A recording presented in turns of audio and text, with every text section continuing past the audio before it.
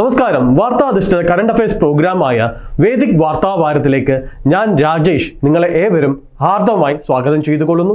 കഴിഞ്ഞ ആഴ്ചയിലെ പ്രധാനപ്പെട്ട സംഭവങ്ങൾ എന്താണെന്ന് നമുക്കൊന്ന് എത്തിനോക്കാം. Operation Spider's Web, Ukraine strategic drone strike on Russian bombers. രണ്ടാമത്തേത്, what would a French nuclear umbrella mean for Europe? Women at NDA, a new path to leadership in armed forces. Population census 2027, why it rekindles the delimitation debate. New job and domicile rules for Ladakh.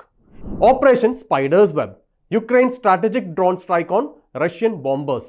നിങ്ങൾ സ്ലൈഡിൽ കാണുന്ന പോലെ Ukraine റഷ്യയുടെ nuclear strategic അസറ്റ്സിൻ്റെ ഭാഗമായിട്ടുള്ള ബോംബേഴ്സിന് Tu-95 boring എയർക്രാഫ്റ്റുകളെ ഒക്കെ target ചെയ്തുകൊണ്ട് ഒരു drone strike നടത്തുകയുണ്ടായി കഴിഞ്ഞ ആഴ്ചയിൽ.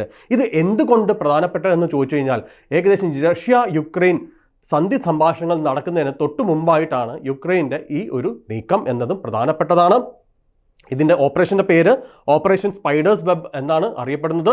ഇത് ഏകദേശം 18 മാസത്തോളം നീണ്ടു നിന്ന ഒരു ഓപ്പറേഷൻ അല്ലെങ്കിൽ ഒരു ആലോചനയുടെ ഒരു പദ്ധതിയുടെ ഭാഗമായിട്ടാണ് ഈ സ്ട്രൈക്ക് റഷ്യയിൽ നടത്തിയിരിക്കുന്നത്. ഇതിൻ്റെയൊക്കെ ഒരു പ്രധാനപ്പെട്ട സംഭവങ്ങൾ എന്താണെന്ന് നമുക്ക് പരിശോധിക്കാം.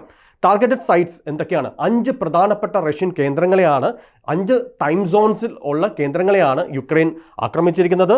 ബലയ എയർബേസ് അത് സൈബീരിയയിലാണ്, ഒലെനിയ എയർബേസ് അത് മർമാസ്ക് റഷ്യയിലെയാണ്, ഇവാനോ റഷ്യൻ അമൂർ റീജിയൻസിലാണ്. ഇതെല്ലാം നമ്മൾ ശ്രദ്ധിക്കുകയാണെങ്കിൽ സൈബീരിയ യുക്രൈനിൽ നിന്ന് ഏകദേശം 4000 കിലോമീറ്റർ ദൂരെയാണ്. മർമാസ്ക് ബാൾട്ടിക് സീ റീജിയനിലെ സ്ഥലമാണ്. അങ്ങനെ പ്രധാനപ്പെട്ട 5 കേന്ദ്രങ്ങളിലാണ് യുക്രൈൻ ആക്രമണം നടത്തിയിരിക്കുന്നത്. ഇത് കേവലം $400 വിലയുള്ള ഒരു ഡ്രോൺസ് ഉപയോഗിച്ച് FPV ഡ്രോൺസ് ഉപയോഗിച്ചിട്ടാണ് കോടിക്കണക്കിന് ഡോളർ വിലയുള്ള ന്യൂക്ലിയർ സ്ട്രാറ്റജിക് ഫോഴ്സസിൻ്റെ റഷ്യൻ സ്ട്രാറ്റജിക് ഫോഴ്സസിൻ്റെ ഭാഗമായിട്ടുള്ള സ്ട്രാറ്റജിക് വിമാനങ്ങളെയാണ് ടാർഗറ്റ് ചെയ്തിരിക്കുന്നത്. യുക്രൈൻ ക്ലെയിം ചെയ്യുന്ന ഏകദേശം 41ഓളം ഈ സ്ട്രാറ്റജിക് Tu-95 ബോംബേഴ്സ് അല്ലെങ്കിൽ അത് വൈറ്റ് സ്വാൻ എന്നൊക്കെയാണ് ഇത് അറിയപ്പെടുന്നത്, അവയൊക്കെ നശിപ്പിക്കപ്പെട്ടിട്ടുണ്ടെന്നാണ് അവർ പറയുന്നത്. ഇതെങ്ങനെയാണ് നടത്തിയിരിക്കുന്നതെന്ന് നോക്കാം. ഇതൊരു വളരെ പ്രത്യേകമായ ഒരു ഓപ്പറേഷൻ ആയിരുന്നു. ഇതൊരു കണ്ടെയ്നേഴ്സിൽ, ഈ ഡ്രോൺസ് കണ്ടെയ്നേഴ്സ്, നമ്മുടെ കപ്പലിലൊക്കെ പോകുന്ന കണ്ടെയ്നേഴ്സിൽ ഒരു കൊണ്ടുവന്നിരിക്കുന്ന ട്രക്കിലാണ് ഇത് കൊണ്ടുവന്നിരിക്കുന്നത്. ഇതൊരു മോഡുലാർ ഹോംസ് അല്ലെങ്കിൽ മോഡുലാർ ഗ്രഹങ്ങൾ എന്ന രീതിയിൽ അല്ലെങ്കിൽ വീടുകൾ വെക്കാനുള്ള ഉപകരണങ്ങൾ രീതിയിലാണ് ഇത് കൊണ്ടുവന്നതും. യുക്രൈൻ വളരെ റഷ്യയുടെ ഉള്ളിലാണ് ഇത് സ്ട്രൈക്ക് ചെയ്തിരിക്കുന്നത്. അപ്പോൾ ഇതിൻ്റെ മിലിറ്ററി ഇംപ്ലിക്കേഷൻസ് എന്താണെന്ന് നോക്കാം. യുക്രൈൻ റഷ്യയുടെ നാഷണൽ ലോങ് റേഞ്ച് ഏവിയേഷൻ കമാൻഡിനെയാണ് സ്ട്രൈക്ക് ചെയ്തിരിക്കുന്നത്. ഇതൊരു ഷോക്ക് ടു ദ സിസ്റ്റം എന്നാണ് ഡിഫൻസ് നിരീക്ഷകർ ഇതിനെ പറയുന്നത്. ഇതൊരു അഡാപ്റ്റീവ് അസിമെട്രിക് വാർഫെയറിൻ്റെ ഒരു ഉദാഹരണമായിട്ടാണ് ഇതിനെ കാണുന്നത്. ഇതൊരു ടാക്ടിക്കൽ ഷിഫ്റ്റാണ്. നേരത്തെ ഇപ്പോൾ യുദ്ധം നടന്നുകൊണ്ടിരുന്ന യുക്രൈൻ്റെ ഉള്ളിലും റഷ്യയുടെ ബോർഡർ ഏരിയയിൽ നിന്ന് മാറി യുക്രൈൻ സ്ഥാപിച്ചിരിക്കുകയാണ്. അവർക്ക് വേണമെങ്കിൽ റഷ്യയുടെ ഉള്ളിൽ ഏത് സ്ഥലത്ത് വേണമെങ്കിലും ആക്രമണം നടത്താം എന്ന അവരുടെ കേപ്പബിലിറ്റിയാണ് റഷ്യ അല്ലെങ്കിൽ യുക്രൈൻ ഇതിനോട് തെളിയിച്ചിരിക്കുന്നത്. ഇത് ഒരു പുതിയ ഒരു പ്രസിഡന്റ് സെറ്റ് ചെയ്യുമോ എന്നതും ഇത് യുക്രൈൻ റഷ്യൻ വാറിൽ നിന്ന് മാത്രമല്ല ഇന്ത്യ പാകിസ്ഥാനോ അല്ലെങ്കിൽ ചൈന അല്ലെങ്കിൽ വേറെയുള്ള കോൺഫ്ലിക്റ്റുകൾക്കോ ഒരു പ്രഥമ ദൃഷ്ട്യാ ഒരു ഒരു ഇൻസ്പിറേഷനായിട്ട് കണക്കാക്കാം. ഞാൻ അത് പറയാൻ കാരണം വെച്ച് കഴിഞ്ഞാൽ ഇങ്ങനത്തെ സ്ട്രൈക്കുകൾ നാളെ ഇന്ത്യയിലോ അല്ലെങ്കിൽ വേറെ ഏത് സ്ഥലത്തോ നടക്കാൻ സാധ്യതയുണ്ട്. റിമെമ്പർ, ഓപ്പറേഷൻ സിന്ദൂർ ഇപ്പോഴും പോസ്റ്റ് ചെയ്തിട്ടേ ഉള്ളൂ, തീരുമാനം ആയിട്ടില്ല എന്നതും നമുക്ക് കരുതലോടെ ഇരിക്കേണ്ട ഒരു വസ്തുതയാണ്. ഇതിനകത്ത് റഷ്യയുടെ കൗണ്ടർ മെഷേഴ്സ് എന്താകാം? റഷ്യ ഈ ബോംബേഴ്സിന് മുമ്പ് ബോംബേഴ്സിൻ്റെ മുകളിൽ കാർ ടയേഴ്സൊക്കെയാണ് ഉപയോഗിച്ചത്. അതിൻ്റെ ഇമ്പാക്റ്റ് കുറയ്ക്കാനാണ് ശ്രമിച്ചത്. പക്ഷേ ഇതിനകത്ത് ശ്രദ്ധിക്കേണ്ട ഒരു ഭാഗം എന്ന് വെച്ച് കഴിഞ്ഞാൽ റഷ്യയുടെ ഒരു നെഗ്ലിജൻസിനെ ഇതിനകത്ത് സൂചിപ്പിക്കുന്നുണ്ട്. അത് യുക്രൈൻ തങ്ങൾക്ക് പോരുന്ന ഒരു ശത്രുവല്ല, അവർക്ക് റഷ്യയുടെ ഉള്ളിൽ കയറി ആക്രമിക്കാൻ സാധ്യതയില്ല എന്നുള്ള അമിത ആത്മവിശ്വാസം റഷ്യക്ക് വിനയായി എന്ന് പലരും കരുതുന്നുണ്ട്. എന്നുവെച്ചാൽ സ്വാഭാവികമായിട്ട് നമ്മുടെ ഈ പറയുന്ന ബോംബർ വിമാനങ്ങളുടെയൊക്കെ ഏരിയ എന്ന് പറയുന്നത് ഹൈലി സാനിറ്റൈസ്ഡ് സോണാണ്. അവിടെയൊക്കെ ഈ ഡ്രോൺ എന്ന് പറയുന്നത് സാധാരണ ഡ്രോൺസ് ആണ്, അല്ലാതെ വളരെ AI എനേബിൾഡ് റീസെൻറ്റ് ഡ്രോൺസ് മാത്രമല്ല ഉപയോഗിച്ചിരിക്കുന്നത്. ഇതിന് ഒരു ഫ്രീക്വൻസി ജാമിംഗ് പോലെയുള്ള പാസീവ് ടെക്നോളജീസ് ഉപയോഗിച്ചുകൊണ്ട് നമുക്കിത് ഡിനേ ചെയ്യാവുന്നതാണ്. അങ്ങനത്തെ ഉള്ള മെത്തേഡ്സ് ഒന്നും ഉപയോഗിക്കാതെ വളരെ നിഷ്പ്രഭരായിക്കൊണ്ടാണ് റഷ്യ ഇതിനെ സമീപിച്ചിരിക്കുന്നത് എന്നതും സൂചിപ്പിക്കണം. ഇത് ഇമ്പാക്റ്റ് ഓൺ നാറ്റോ അല്ലെങ്കിൽ ഗ്ലോബൽ ആക്ടേഴ്സിനെ എങ്ങനെ കാണാം? ഇതൊരു പൊട്ടൻഷ്യൽ ലെസൺ ആണ്. ഡ്രോൺ വാർഫെയറിൽ എങ്ങനെ അസിമെട്രിക്കൽ വാർഫെയർ എന്ന രീതിയിൽ ഉപയോഗിക്കാം എന്ന് നമുക്കൊരു ലെസണാണ്. ഓർത്തുവെക്കുക, യുക്രൈന് ഇപ്പോഴും ഒരു നേവി ഇല്ല. എന്നാൽ ബാൾട്ടിക് റീജിയനിൽ റഷ്യൻ നേവിയെ കംപ്ലീറ്റ് നിഷ്കാസിതമാക്കിക്കൊണ്ടാണ് drone warfare, under water drone warfare ഉൾപ്പെടെയുള്ള സാങ്കേതിക തികവ് ഉപയോഗിച്ചുകൊണ്ട് യുക്രൈൻ റഷ്യക്കെതിരെ പടപെടുന്നത്. ഓർത്തുവെക്കുക, റഷ്യ എതിരിടുന്നത് യുക്രൈനെ പ്രത്യക്ഷമായിട്ടാണെങ്കിലും യുക്രൈനെ ആം ചെയ്യുന്നത് അമേരിക്ക ഉൾപ്പെടെയുള്ള നാറ്റോ സഖ്യത്തെയാണ്. അപ്പോൾ ഇതിനെ എങ്ങനെയൊക്കെ കാണാം? പ്രത്യേകത എന്ന് വെച്ചാൽ പുടിൻ ഇതൊരു വളരെ ഒരു ദൂരഭാഗമായ ഫലം ഒഴിവാക്കുന്ന ഒരു കാര്യത്തിലേക്കാണ് എത്തിക്കൊണ്ടിരിക്കുന്നത്. കാരണം എന്ന് വെച്ച് കഴിഞ്ഞാൽ പുട്ടിന് മുമ്പിൽ പുട്ടിന് നൽകുന്ന ഒരു വലിയൊരു തിരിച്ചടിയാണ്. അപ്പോൾ അടുത്തതായിട്ട് റഷ്യ ഇത് എങ്ങനെ പ്രതികരിക്കും? റഷ്യ ഉടനെ തന്നെ 7 മിസൈൽ ആക്രമണം 472ഓളം ഡ്രോൺ ആക്രമണങ്ങളോടുകൂടി യുക്രൈനിലേക്ക് വർഷിക്കുകയുണ്ടായി. അവിടെ ഇതുവരെയുള്ള ഏറ്റവും വലിയൊരു ആക്രമണമായിരുന്നു. ഇതുകൊണ്ട് റഷ്യ എന്ത് സന്ദേശമാണ് നൽകുന്നത്? യുക്രൈന് കേന്ദ്രീകൃതമായ മിലിറ്ററി കമാൻഡുകളില്ല, എന്നാൽ റഷ്യക്കുണ്ട്. അപ്പോൾ മിലിറ്ററി ടാർഗറ്റ് ചെയ്തുകൊണ്ട് അല്ല റഷ്യ പ്രതികരിച്ചിരിക്കുന്നത്, സിവിലിയൻ മേഖലയിലും കൂടി ഇത് ടാർഗറ്റ് ചെയ്തുകൊണ്ട് ഒരു ജനാധിപത്യ ക്രമത്തിൽ വിശ്വസിക്കുന്ന യുക്രൈൻ എന്ന് പറയപ്പെടുന്ന യുദ്ധ സാഹചര്യമാണ്. അപ്പോൾ സെലൻസ്കിനെ ടോട്ടലി അൺപോപ്പുലർ ആക്കുക എന്നൊരു ടാക്ടിക്സ് ആണോ റഷ്യ അനുവർത്തിക്കാൻ പോകുന്നത് എന്ന് നമുക്ക് കാണാം. പക്ഷേ ഈ റഷ്യയുടെ സ്ട്രാറ്റജിക് അസൻസിൻ്റെ ഏകദേശം 1/3 ഓളമാണ് നഷ്ടപ്പെട്ടിരിക്കുന്നത്. അതുകൊണ്ട് ശക്തമായൊരു പ്രതികരണം റഷ്യയുടെ ഭാഗത്തു നിന്ന് ഉണ്ടാകാതിരിക്കാൻ സാധ്യതയില്ല. അപ്പോൾ ഇത് ട്രംപ് വളരെ പെട്ടെന്ന് തന്നെ യുദ്ധം തീർക്കും എന്ന് പ്രതീക്ഷപ്പെടുന്ന സമയത്താണ് ഇങ്ങനൊരു സംഭവം ഉണ്ടായിരിക്കുന്നത്. അതുകൊണ്ട് തന്നെ നാച്ചുറലി ഈ ഒരു യുദ്ധം കൂടുതൽ വ്യാപിക്കുമോ എന്ന് നമുക്ക് കാണാം. ഇങ്ങനെയുള്ള ചില സംഭവ വികാസങ്ങളാണ് ഇത് കാണുന്നത്. ഇത് UPSCയുടെ international paper 2 GS paper 2 international റിലേഷൻസും ഡിപ്ലോമസി പീസ് നെഗോസിയേഷനിലും paper 3 internal and external security അതുപോലെ തന്നെ എമർജിംഗ് ടെക്നോളജീസ് ഇൻ വാർഫെയർ തുടങ്ങിയ മേഖലയിലാണ് UPSC സ്റ്റുഡൻസിന് ഇത് ശ്രദ്ധിക്കേണ്ട ഭാഗം എന്ന് കരുതിക്കൊണ്ട് ഒരു മെയിൻസിൻ്റെ ഒരു ചോദ്യമാണ് നിങ്ങളുടെ മുന്നിലോട്ട് വെക്കുന്നത്. How are emerging technologies like drones reshaping conventional security doctrines analyse with reference to Russia Ukraine conflict. 250 വാക്ക് നിങ്ങൾ ഉത്തരം നൽകുമെന്ന് പ്രതീക്ഷിച്ചുകൊണ്ട് അടുത്ത വാർത്തയിലേക്ക് നമുക്കൊന്ന് ശ്രദ്ധ തിരിക്കാം. What would a French nuclear umbrella mean for Europe? ഒരു ഫ്രഞ്ച് ന്യൂക്ലിയർ അംബ്രല്ല യൂറോപ്പിന് വന്നു കഴിഞ്ഞാൽ എങ്ങനെ ഇരിക്കും എന്നതാണ് ചോദ്യമുയർത്തുന്നത്. നിങ്ങളുടെ വാർത്ത വിശദമായിട്ട് പരിശോധിക്കും. എന്താണ് ഈ ഫ്രാൻസ് ഒരു P5 കൺട്രിയാണ്, ന്യൂക്ലിയർ കൺട്രിയാണ്. ഫ്രാൻസിന് സ്വന്തമായിട്ട് തന്നെ ഒരു ന്യൂക്ലിയർ വെപ്പൺ സ്റ്റേറ്റ് ആണ് ഫ്രാൻസ് പറയുന്നത് ഫ്രാൻസ് യൂറോപ്പിന് കേന്ദ്രീകൃതമായിട്ട് യൂറോപ്പിന് വേണ്ടിയിട്ട് ഒരു ന്യൂക്ലിയർ അംബ്രല്ല, ഒരു കൊട എന്ന രീതിയിൽ അത് സുരക്ഷിത കവചം ഒരുക്കാൻ തയ്യാറാണെന്നാണ് ഫ്രഞ്ച് പ്രസിഡന്റ് പറയുന്നത്. ഇത് യൂറോപ്പിൻ്റെ സ്ട്രാറ്റജിക് ഓട്ടോണമിയെ ബന്ധപ്പെടുത്തിയിട്ടുള്ളൊരു വിഷയമാണ്. ഇന്ന് നിലവിൽ നാറ്റോയും നാറ്റോ അധിഷ്ഠിത സഖ്യത്തിൽ US-ൻ്റെ ഡോമിനേഷൻ, US-ൻ്റെ മേൽനോട്ടത്തിലാണ് വെസ്റ്റേൺ യൂറോപ്പിൻ്റെ സുരക്ഷ നൽകിയിരിക്കുന്നത്. ട്രംപ് അതിൽ നിന്ന് മാറി യൂറോപ്പ് തന്നെത്താനെ സ്വയം കേന്ദ്രീകൃതമായ ഒരു ഡിഫൻസ് സുരക്ഷാ വകുപ്പുകൾ ഉണ്ടാക്കണം എന്ന് ആഗ്രഹിക്കുന്ന ഒരു വ്യക്തിയാണ്. US അതിൻ്റെ ഡോമിനൻസ് അല്ലെങ്കിൽ അതിൻ്റെ ശ്രദ്ധ അവിടെ നിന്ന് മാറാൻ ആഗ്രഹിക്കുന്നത്. ഈ ഒരു സാഹചര്യത്തിലാണ് യൂറോപ്യൻ സ്ട്രാറ്റജിക് ഓട്ടോണമി എന്ന കൺസെപ്റ്റിൻ്റെ ഭാഗമായിട്ട് ഈ ചർച്ചകൾ മുന്നോട്ട് വരുന്നത്. ഇതൊരു യൂറോപ്യൻ്റെ റീജിയണൽ സെക്യൂരിറ്റി ഷീൽഡായിട്ട് മാറാൻ സാധ്യതയുണ്ട്. അപ്പോൾ എന്താണ് ഇതിനോടടുത്ത് നമുക്ക് കാണേണ്ട അടുത്ത ഹെഡിങ് ആണ് ന്യൂക്ലിയർ ഷെയറിംഗ്. ഈ ന്യൂക്ലിയർ ഷെയറിംഗ് എന്താണ്? ന്യൂക്ലിയർ ഷെയറിംഗ് ഒരു കോൾഡ് വാർ ഇറ അറേഞ്ച്മെൻ്റ് ആണ്. വേറെ ഒരു ന്യൂക്ലിയർ ആംഡ് കൺട്രി അതിൻ്റെ സ്ട്രാറ്റജിക് ന്യൂക്ലിയർ വെപ്പൺസ് അതിൻ്റെ രാജ്യത്ത് മാത്രമല്ല അത് ആയിട്ട് ബന്ധപ്പെടുന്ന രാജ്യങ്ങളുടെ അല്ലെങ്കിൽ അതിൻ്റെ സുരക്ഷാ മേഖലയായിട്ട് ബന്ധപ്പെടുന്ന രാജ്യങ്ങളിലും അതിൻ്റെ ന്യൂക്ലിയർ ആംസ് സ്റ്റോർ ചെയ്യുകയാണ്. അത് വെച്ചിട്ട് അതിന് ന്യൂക്ലിയർ സുരക്ഷ നൽകുന്ന അല്ലെങ്കിൽ ന്യൂക്ലിയർ ഷീൽഡിൻ്റെ പരിരക്ഷ നൽകുന്നതാണ് ന്യൂക്ലിയർ ഷെയറിംഗ് എന്ന് ഉദ്ദേശിക്കുന്നത്. എക്സാമ്പിൾ US ഇന്ന് ഏകദേശം അതിൻ്റെ B61 ടാക്ടിക്കൽ ന്യൂക്ലിയർ വെപ്പൺസ് 5ഓളം നേറ്റോ രാജ്യങ്ങളിൽ Germany, Italy, Belgium, Netherlands, Turkiye തുടങ്ങിയ രാജ്യങ്ങളിൽ US-ൻ്റെ ന്യൂക്ലിയർ വെപ്പൺസ് സ്റ്റോർ ചെയ്തിട്ടുണ്ട്.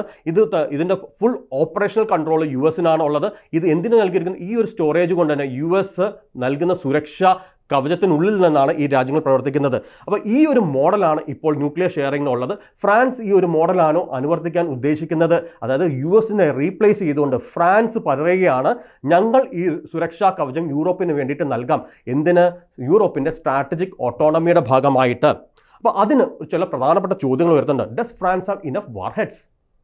നമ്മൾ പറഞ്ഞാൽ പോരാ, അതിന് നൽകാനുള്ള കേപ്പബിലിറ്റി നമുക്കുണ്ടോ? ഓർത്തു വെക്കുക, US-ന് 5000 സിസ്റ്റം ന്യൂക്ലിയർ വെപ്പൺസ് ഇപ്പോഴും ഉണ്ട്. ഫ്രാൻസിൻ്റെ കയ്യിൽ 290ഓളം വെപ്പൺസേ ഉള്ളൂ. അതുപോലൊപ്പം തന്നെ ഫ്രാൻസിന് എന്തൊക്കെയുള്ള സബ്മറൈൻ ലോഞ്ച്ഡ് ബാലിസ്റ്റിക് മിസൈൽസ് ഉണ്ട്, SLBMs ഉണ്ട്, റഫേൽ ജെറ്റുകളോട് ലോഞ്ച് ചെയ്യാൻ പറ്റുന്ന എയർ ലോഞ്ച് മിസൈൽസ് ഉണ്ട്. 2023 CSIS റിപ്പോർട്ട് പ്രകാരം ഫ്രാൻസ് ഇങ്ങനൊരു കവചം ഒരുക്കാൻ തയ്യാറാണെങ്കിൽ അതിന് ന്യൂക്ലിയർ ഷീൽഡ് അല്ലെങ്കിൽ ന്യൂക്ലിയർ വെപ്പൺസ് കേപ്പബിലിറ്റീസ് ഇൻക്രീസ് ചെയ്യേണ്ടി വരും. അപ്പോൾ ഇതിനുള്ള ചലഞ്ചസ് എന്തൊക്കെയാണ്? ഇങ്ങനെയൊക്കെ ആഗ്രഹമുണ്ടെങ്കിൽ അതിന് വേണ്ടിയിട്ട് ഡിഫൻസ് ടെക്നോളജീസ് വേണം, അതിനുവേണ്ടിയുള്ള എക്യുപ്മെൻറ്റ് വേണം, അതിനുവേണ്ടി പൈസയും ചിലവഴിക്കേണ്ടത് വരും. അപ്പോൾ challenges include stationing French aircraft abroad. Nuclear ആയുധങ്ങൾ അവരവരുടെ രാജ്യത്ത് വെക്കുന്ന പോലെയല്ല വേറൊരു രാജ്യത്ത് കൊണ്ടുവെക്കുക. ഇതിനൊരു സെക്യൂർ കമാൻഡ് കൺട്രോൾ സിസ്റ്റം ഉണ്ടാക്കണം.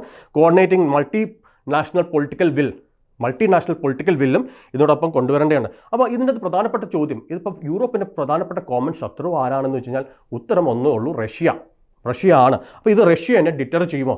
ഓർത്തു വെക്കുക, US-ന്റെ ഷീൽഡിൽ നിൽക്കുന്ന സമയത്ത് പോലും റഷ്യ ഇതിനൊരു തടസ്സമായിട്ട് കണക്കാക്കുന്നില്ല. എപ്പോഴാണ് ഫ്രാൻസ് പറയുന്നത് ഞങ്ങൾ സ്വന്തമായിട്ട് ചെയ്യും? അപ്പോൾ എത്രമാത്രം റഷ്യനെ കൗണ്ടർ ചെയ്യാൻ പറ്റും എന്നുള്ള ചോദ്യമാണ്. റഷ്യ ഇതിൻ്റെ ഭാഗമായിട്ട് 2023 ന്യൂക്ലിയർ വെപ്പൺസ് ബെലാറസിൽ ഡിപ്ലോയ് ചെയ്തിട്ടുണ്ട്. റഷ്യക്ക് വെളിയിലുള്ള രാജ്യമാണ് ബെലാറസിൽ. ഇതിന് കൗണ്ടറായിട്ട് 2023 റഷ്യ ബെലാറസിൽ ഡിക്ലെയർ ചെയ്തിട്ടുണ്ട്. അപ്പോൾ ഇതിനകത്ത് ക്രിട്ടിക്സ്, ഇതിൻ്റെ നിരീക്ഷകർ പറയുന്നത് ഇതൊരു military counter, technical counter measure എന്ന രീതിയിൽ റഷ്യയിൽ നിന്ന് ഭാഗത്ത് വീണ്ടും ചില പ്രത്യേകത അല്ലെങ്കിൽ പ്രത്യാഘാതങ്ങൾ ഓർത്ത് വെക്കുക. അതായത് ന്യൂക്ലിയർ വാറിലേക്കുള്ള ട്രിഗറിങ് മെക്കാനിസം അല്ലെങ്കിൽ എസ്കലേറ്ററി ലാഡർ എന്ന് നമ്മൾ ചില ടേംസുകൾ, അതിലേക്ക് ഒരു ചുവട്ടുപടിയും കൂടെ മേളോട്ട് കടക്കുകയാണ്. അപ്പോൾ ഇതിനകത്ത് UPSCയുടെ എക്സാമിന് എന്ത് നമുക്ക് നൽകാം? ഫ്രഞ്ച് ഡിറ്ററൻസ് സ്ട്രാറ്റജി ഇന്ന് ഇപ്പോൾ ഫ്രാൻസിൻ്റെ ഡിറ്ററൻസ് സ്ട്രാറ്റജി EU സെക്യൂരിറ്റി ആർക്കിടെക്ചറുമായിട്ട് ക്ലബ്ബായി ചെയ്യുകയാണ്. യൂറോപ്യൻ സ്ട്രാറ്റജിക് ഓട്ടോണമി തുടങ്ങിയ കീ ആയിട്ടുള്ള വിഷയം. ഇതോടൊപ്പം തന്നെ നമ്മൾ ഓർത്തു വെക്കുക, NPT ന്യൂക്ലിയർ നോൺ പ്രൊലിഫറേഷൻ ട്രീറ്റിയുടെ ഭാഗമായിട്ട് ഇത് എത്രമാത്രം അനുവദീയമാണ് എന്നൊരു ചോദ്യവും ഇതിനകത്ത് മുന്നോട്ട് വെക്കുന്നുണ്ട്. അതോടൊപ്പം തന്നെ ചില ടേംസ് നിങ്ങൾ ഓർത്തു വെക്കുക, transatlantic security dynamic, post Ukraine war തുടങ്ങിയ വിഷയങ്ങളും ഇതുമായിട്ട് ബന്ധപ്പെടുത്തി വരാൻ സാധ്യതയുണ്ട്. NPT, compliance, collective security, deterrence theory തുടങ്ങിയ വിഷയങ്ങൾ ഇതിനായിട്ട് ബന്ധപ്പെടുന്നത്. അപ്പോൾ UPSCയുടെ ഒരു ചോദ്യം, പ്രോബബിൾ ചോദ്യം നമുക്ക് എങ്ങനെയായിരിക്കാം? Discuss the implications of France proposal to extend its nuclear deterrent to Europe in light of the nuclear non proliferation treaty evolving NATO dynamics. 250 വാക്കിന് ഈ ചോദ്യത്തിന് നിങ്ങൾക്ക് ഉത്തരം നൽകാൻ കഴിയും എന്ന് പ്രതീക്ഷയുണ്ട്.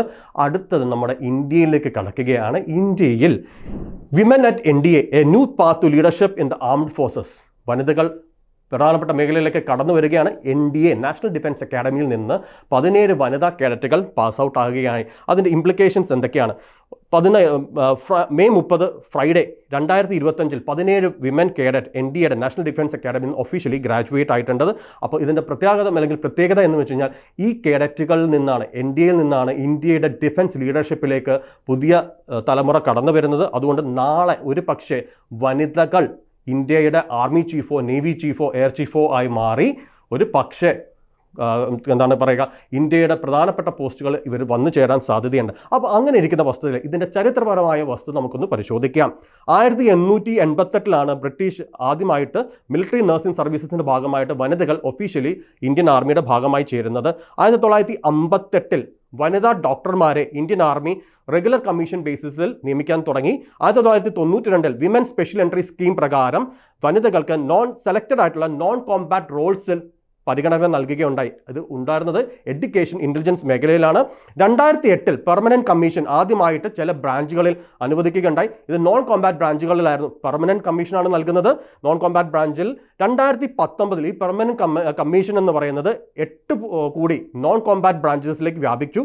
2020 സുപ്രീം കോടതിയുടെ ഇടപെടൽ തുടങ്ങി വനിതകളെ ഈക്വലി കോമ്പാറ്റ് സോൺസിലും നിയമിക്കാൻ അല്ലെങ്കിൽ പെർമനന്റ് കമ്മീഷൻ നൽകാൻ സുപ്രീം കോടതിയുടെ ഇടപെടലുണ്ടായി. തുടർന്ന് ഈ ഒരു കോടതി ഇടപെടൽ മുഖേനയാണ് 2021 NDA ഓപ്പൺ ആയിട്ട് വനിതകൾക്കും അഡ്മിഷൻസ് നൽകുകയുണ്ടായത്. അപ്പോൾ ഇതിനകത്ത് ഫസ്റ്റ് ബാച്ചാണ് ഇപ്പോൾ പാസ് ഔട്ട് ആയിരിക്കുന്നത്. അഡ്മിഷൻ 2022 നടന്നത്. 17 കേഡറ്റുകളാണ്, വനിതകൾ കേഡറ്റുകളാണ് അഡ്മിഷൻ ആയിരിക്കുന്നത്. അവർ 2025 പാസിംഗ് ഔട്ട് പരേഡിലേക്ക് വരികയുണ്ടായി. ഇവർ ഓർത്തു വെക്കുക, ഇവർ സെയിം റുട്ടീനാണ്, ഒരു ജെൻഡർ ഡിസ്പാരിറ്റി ഒന്നുമില്ലാതെ സെയിം റുട്ടീനാണ് മെയിൽ കേഡറ്റ്സിനോടൊപ്പം വന്നിരിക്കുന്നത്. 126 വിമൻ കേഡറ്റ്സ് ആണ് ഇതുവരെ NDAയിൽ അഡ്മിഷൻ വന്നിരിക്കുന്നത്. ഇതെന്തുകൊണ്ട് പ്രത്യേകത എന്ന് ചോദിച്ചു കഴിഞ്ഞാൽ NDA ആണ്, നാഷണൽ ഡിഫൻസ് അക്കാഡമിയാണ് ഇന്ത്യൻ സൈന്യത്തിൻ്റെ മെയിൻ സെലക്ഷൻ പോയിന്റ്. അതായത് ടോപ്പ് മിലിറ്ററി ലീഡേഴ്സ്, നാളത്തെ മിലിറ്ററി ലീഡേഴ്സിനെ കൊണ്ടുവരുന്ന സെയിം അല്ലെങ്കിൽ ടോപ്പ് സെലക്ഷൻ ഗേറ്റ്വേ ആണ് NDA.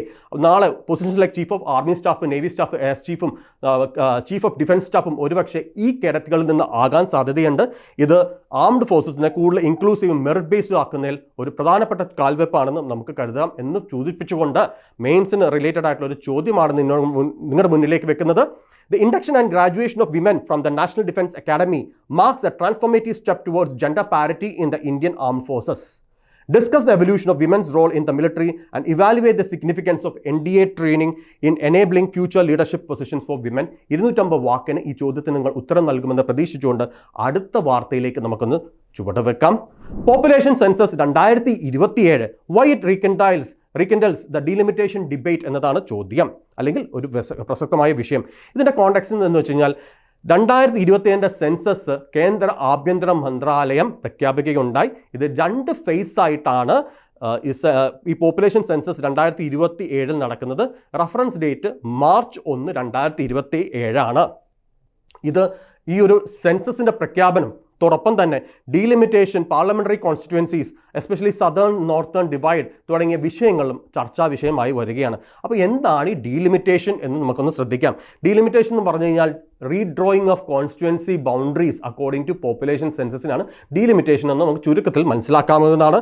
ഈ ഡീലിമിറ്റേഷൻ 2026 ശേഷമുള്ള ഫസ്റ്റ് സെൻസസ് പ്രകാരമായിട്ടാണ് നടക്കേണ്ടത്. അതുകൊണ്ട് തന്നെയാണ് ഈ 2020 നടക്കാൻ പോകുന്ന സെൻസസ് വളരെ നിർണായകമായി മാറുന്നത്. ഈ സെൻസസ് ഇതുവരെ നടന്നിരിക്കുന്നത് 2011 സെൻസസ് പ്രകാരമായിട്ടാണ്. ഈ റീഡ്രോയിങ് ഓഫ് കോൺസ്റ്റിറ്റ്യുവൻസി ബൗണ്ടറീസ് ഈ സെൻസസ് പ്രകാരം 2029 ഇലക്ഷൻസിന് വളരെ നിർണായകമാകുകയാണ്. അപ്പോൾ എന്താണ് ഈ സദേൺ സ്റ്റേറ്റ്സിൻ്റെ കൺസേൺ എന്താണ്? തമിഴ്നാട് ചീഫ് മിനിസ്റ്റർ ഓൾറെഡി സൂചിപ്പിക്കുകയുണ്ടായി. ഈ പോപ്പുലേഷൻ കൺട്രോൾ ഗ്രോത്ത് സദേൺ സ്റ്റേറ്റ്സിലാണ് നല്ല രീതിയിൽ നടന്നിട്ടുള്ളത് കമ്പയർ ടു നോർത്തേൺ സ്റ്റേറ്റ്സ് ആണ്.